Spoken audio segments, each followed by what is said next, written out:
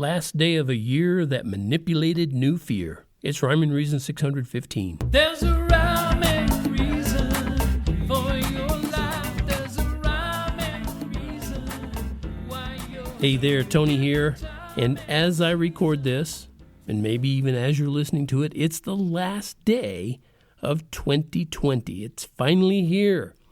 And it has been one of the strangest and certainly the stupidest years in my life.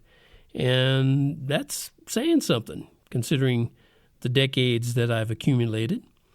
I wish that I could say it surprised me, but the only part of it that really truly surprised me was the level of fear and how easily it could be manipulated right here, even in good old America.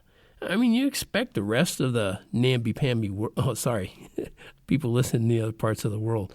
You're going, wait, he just called us namby-pamby? We are coming there so fast, man. We are going to take your namby-pamby. Never mind. Okay. Let's get back to the point here. This is happening even in America. Fear on a level that is, it's just, like I said, it boggles the mind. So I like to look at this year, the last day of the year as an ending date, but it's not an end. In some ways, I like to look at it that way. In other ways, I don't like to look at it that way. In fact, 2020 seems to point to a new beginning, a beginning of the end, but not the exact beginning, because that started really during the foundation of America.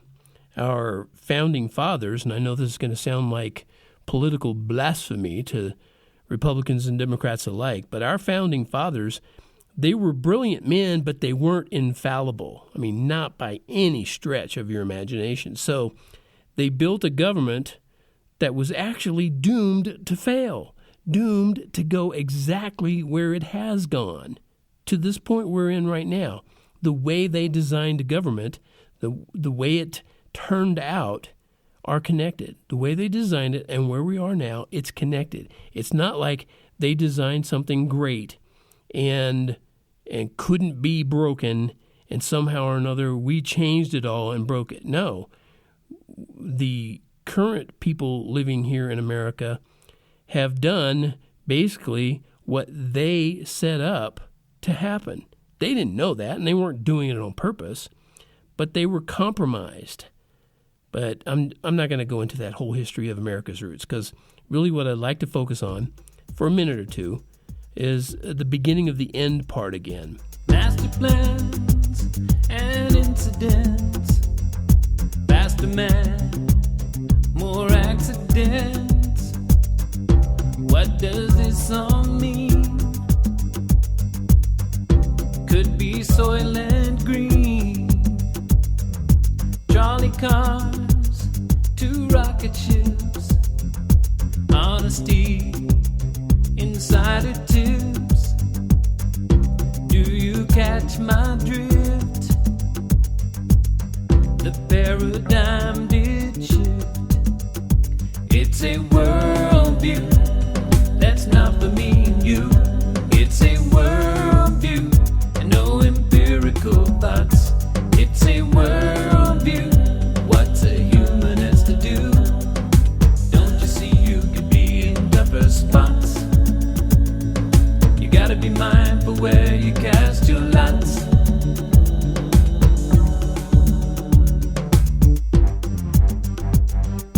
Cracker Jack and Disneyland, score and crack and lyrics band. Gets better every day. Just cast those sins away. Right and wrong, who thought of that? Some guys who thought the world was flat. Now we've learned to see no one's the boss of me. It's a worldview that's not for me and you. It's a worldview and no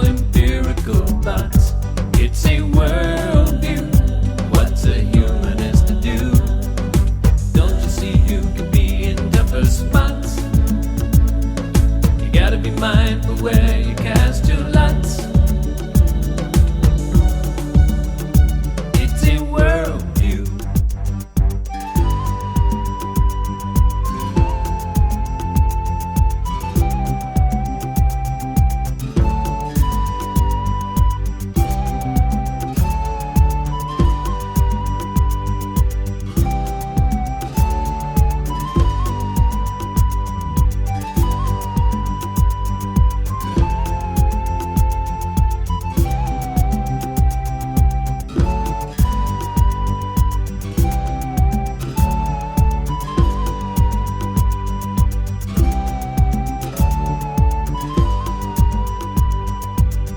Giving up, giving in, not a whip and no shout. Now the climate is warm and the fools come out. Get in touch with yourself and the innermost child, and the still small voice is cast away, exiled. It's a worldview that's not for me and you. It's a worldview and no empirical thoughts. It's a worldview. What's a human has to do? Don't you see you can be in tougher spots? You gotta be mindful where you cast your lots. It's a worldview that's not for me and you. It's a worldview and no empirical thoughts. It's a worldview. What's a human has to do? Don't you see you can be in tougher spots? You gotta be mindful where you cast your lots. Yeah, it's a worldview that's not for me and you. It's a worldview and no empirical thoughts. It's a worldview. What's a human has to do? Don't you see you can be in tougher spots? You gotta be mindful where you cast your lots. I'm thinking eternity for you and me, 'cause it's a worldview. When a small group of elected so-called officials discover that they can manipulate the entire population of a country with an invisible germ, it's really just a matter of a few steps until that manipulation becomes control. And when control freaks, also known as elected officials, when they get control, they rarely give it up. And I'm talking about throughout human history, this has been found to be true. America is not immune to that. In fact, those control freaks typically double down on their control when they're confronted with even the strongest, clearest evidence against their positions. Everybody said it really couldn't be done to talk about the Father and the Spirit and the Son in any public places where unbelievers go, 'cause they don't want to listen and they don't want to know. But one little group decided that was wrong, and they began to move and sing a different song for absolute truth and even personhood. I'm talking about the little church that could. Oh, a tiny little voice in the middle of the West. They could be called a cause, they might be called a pest. They wouldn't let a basket cover up their light. They urged the fallen world to flee the empty night, and looking to the Lord for the confidence to cope, and keeping their momentum with a message of hope. A little band of ne'er-do-wells accomplishing good. I'm talking about the little church that could.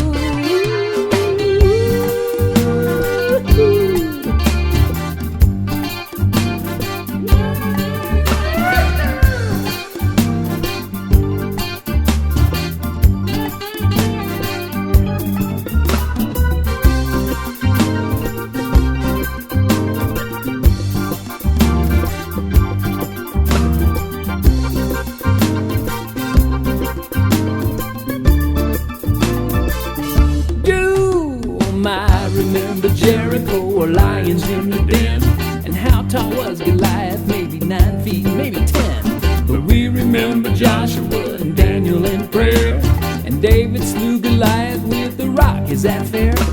And Jesus gets the credit for the right we may do. We're instruments of clay that he can work through. So never grow weary to do what you should. Keep working in the little church that could. The little church that could. The little church that could. That's right. The little church that could. You better believe it. The little church that could. The little church that could. But what keeps millions and millions of people from just rising up and fighting off that stranglehold of control? What does that? I mean, how could millions and millions of people not band together and fight it all off? What keeps them down? Fear. And in this case, like I said, fear of an invisible germ. Can't even see it. I mean, I get it. I understand germs can be deadly. But you know what? That didn't start in 2020. There have been deadly germs since the first or second generation of human beings. Probably you just should say all the way back to Adam and Eve, the first generation. But when America used to operate more from a powerful position of logic and reason, citizens understood their responsibility to step up and not give in to fear. And I freely admit there are still plenty of Americans with that kind of backbone. I follow a lot of them on social media on purpose because I like knowing that they're out there. And I hope they like knowing that I'm out there and here. But, you know, they do give in to fear now. But even a socialist president from our past understood it. What? A socialist president? Yeah, a socialist president. And we've had more than one, by the way. And we have one now. So, you know, deal with that. But anyway, Franklin Roosevelt famously said during one of his inaugural speeches, "The only thing we have to fear is fear itself." Now, that's the famous part. You know, a lot of people have heard that part. But his description of fear that followed that part, right in the exact same speech, and it was right behind that part he just said, is even more relevant to what America's fear is like now. Roosevelt said that fear was, and it is, well, I'll just read that. I'll read the first part again and add the second part that goes right along with it. He said, "The only thing we have to fear is fear itself, a nameless, unreasoning, unjustified terror which paralyzes needed efforts to convert retreat into advance." Now, I don't claim to be a Roosevelt impressionist, impersonator, whatever you want to call it. I don't do a Roosevelt. So that wasn't what I was trying to do. Just trying to get the point across. You see that? He talked about fear being a nameless, unreasoning, unjustified terror, and how it paralyzes needed efforts to convert retreat into advance. And do you see anybody really talking about that who has some sort of capability to do that nationally? Yeah, sort of. I give Trump credit on that. President Trump does seem to kind of want to do that. And there are certain governors in different states that they seem to want to do that. I happen to live in Colorado where the governor is, he's a guy who likes other guys. And that's not cool. And so that right away shows that he has no backbone and he has no sense of how to do a right and wrong decision, to make a right decision in a crisis situation. Crisis situation. Crises, that's the plural of crisis. Never mind. All right, so we have a lot of those governments. Oh my goodness, I can't talk. We have a lot of those governors in different states, and they're tyrannical and they're control freaks, and they have decided that this germ is going to be an invisible, unreasoning, unjustified terror that they're willing to give into. But My recommendation, as this year ends, is that you don't let that invisible, unreasoning, unjustified terror paralyze you. And that terror I'm talking about is the germ and the people who are using it as a tool to manipulate your fear or fear into you. And don't let it stop your efforts to advance toward those who would prefer to usher in tyranny. Go toward them, and don't let it stop you from saying, my rights were given to me by God, and no person can ever or will ever justifiably take them away. If you follow my recommendation, I can almost guarantee you won't be popular among your friends and neighbors. But I can also guarantee you'll store up treasures in heaven that none of those people can ever take away again. And I'd like to share a song here for you called Say Yeah that talks about this, and I wrote about this many moons ago, and this song still is true for today. Say Yeah. I'll be right back. Would you like to reach the top and never have the journey stop? Say yeah. Say yeah. Could you try to hold a hand just to help somebody stand? Say yeah. Say yeah, yeah. Would you give a word or two to win a soul or win a few? Say yeah. Say yeah. Do you want to change the way public servants act today? Say yeah.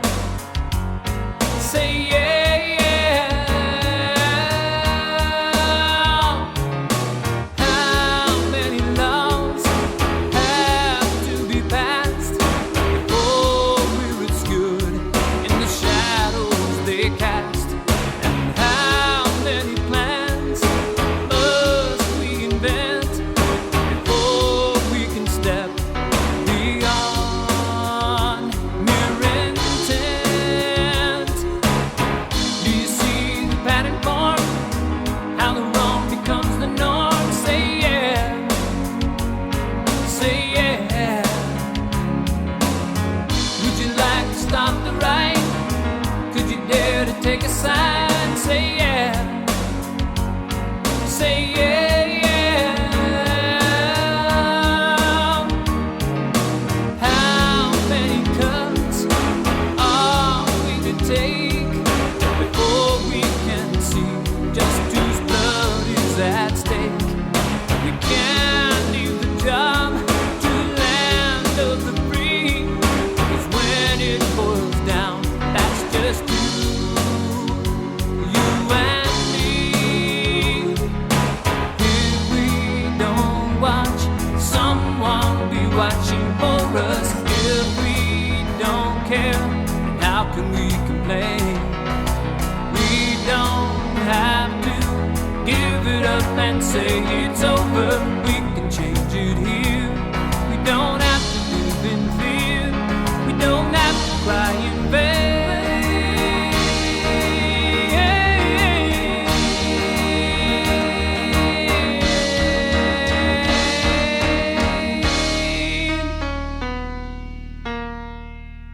Would you like to reach the top and never have the journey stop? Say yeah. Say yeah. Could you try to hold a hand just to help somebody stand? Say yeah. Say yeah, yeah. Would you give a word or two to win a soul, win a few? Say yeah. Say yeah. Do you want to change the way public servants act today? Say yeah. Say yeah, yeah.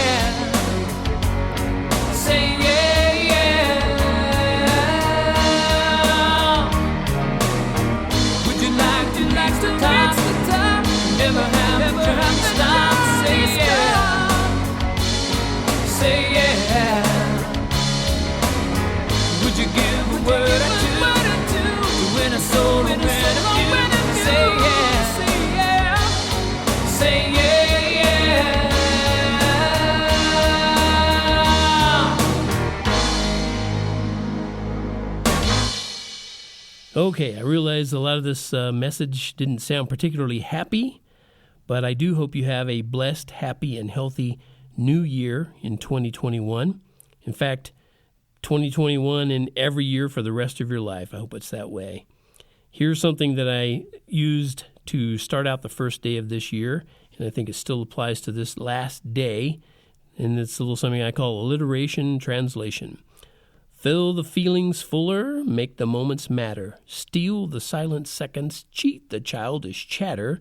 Be the better beacon or the obligato. Reconcile to reason, mindfulness the motto. Upbeat understanding tethers this translation. Welcome words of wisdom in imagination.